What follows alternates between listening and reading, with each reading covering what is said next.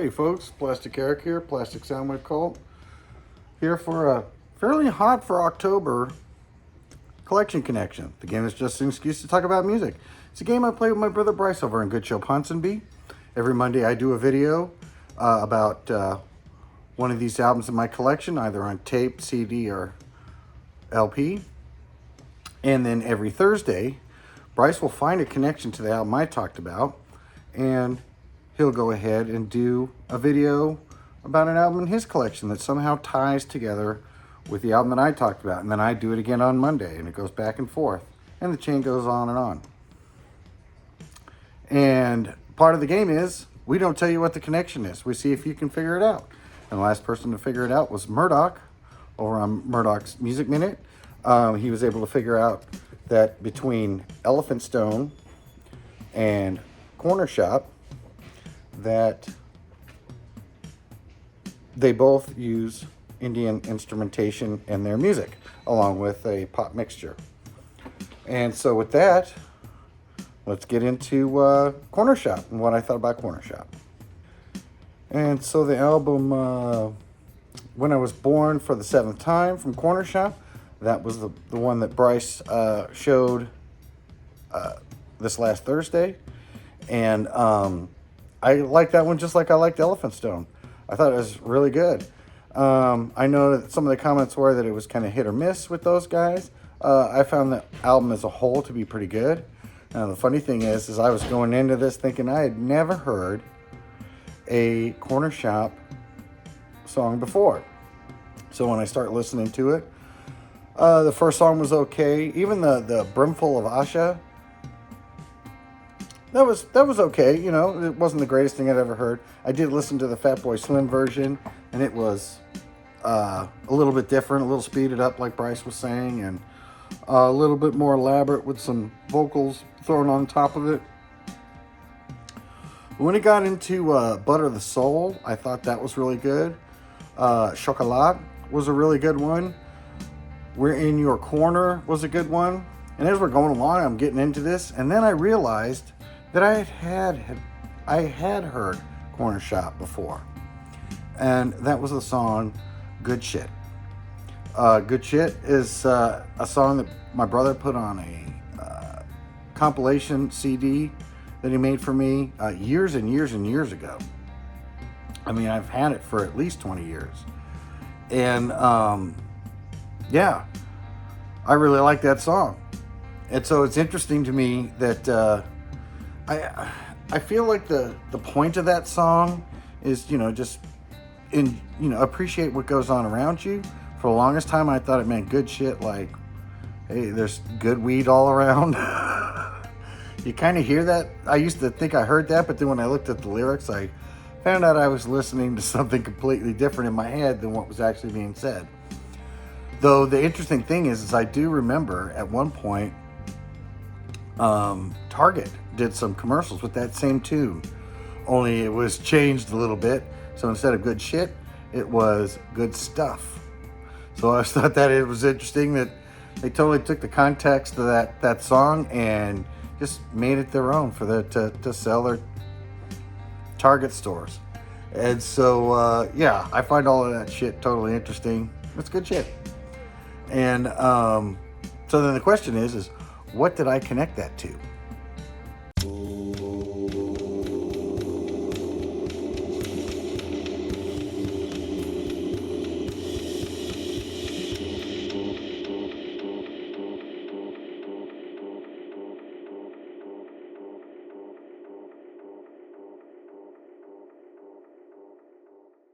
And so I'll be the first to admit that this might be a tougher connection for some. In a way, I'm making it a little bit easier for Bryce, because then he doesn't have to do a shout out of a channel like I had to this week with Murdock's Music Minute. Check out his channel, because he did get the correct answer this last week, which was, yeah, they were both instrumentation from India. And so the album that I connected to Corner Shop from 1969, Sly and the Family Stone, Stand. What a fantastic album. a great little bit of 60s soul. I mean, this guy really had it down. It's a shame to hear a story that, you know, basically his career went up his nose. That's always tough to hear, especially when you listen to this album. I also have their anthology, which is like their best of, which has so many great songs on it too. But this album definitely stands out on its own. I mean, Stand is one of the songs on here. And I've always dug the way this album opens up a little bit different. Let's see here. So it opens like this. I actually have the inner sleeve, the original inner sleeve that came with all the different, I think this is all tips.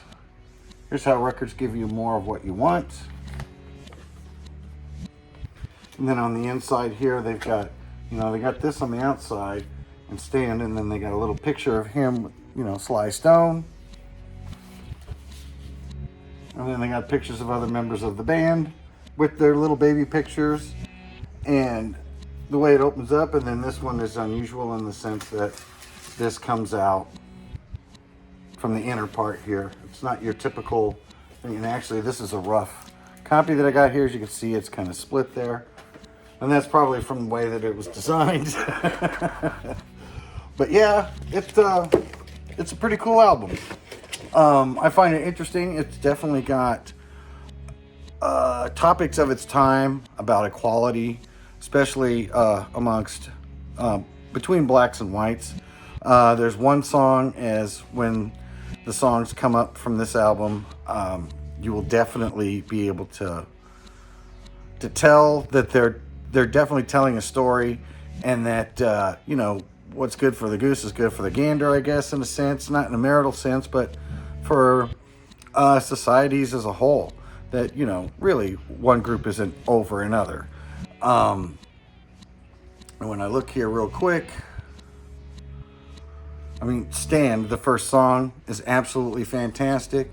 The second song is a little bit problematic, but I'm sure you'll see why. But it's not done in such a way to where it's insulting to me.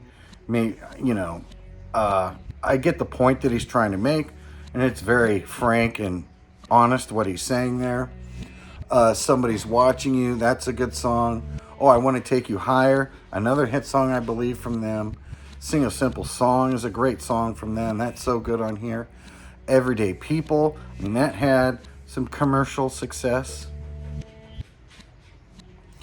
And then you got Sex Machine and You Can Make It If You Try, which I believe was another hit by them. So the ones I think I had that I already knew that are on anthology are Stand, the second song. I Want to Take You Higher might be on there. I know Everyday People is on there. And You Can Make It If You Try. I'm not sure if Sing a Simple Song is on the anthology. I'm going to check right here real quick. Yes, it is. So when I talk about the anthology, this is the anthology. It was for a good price.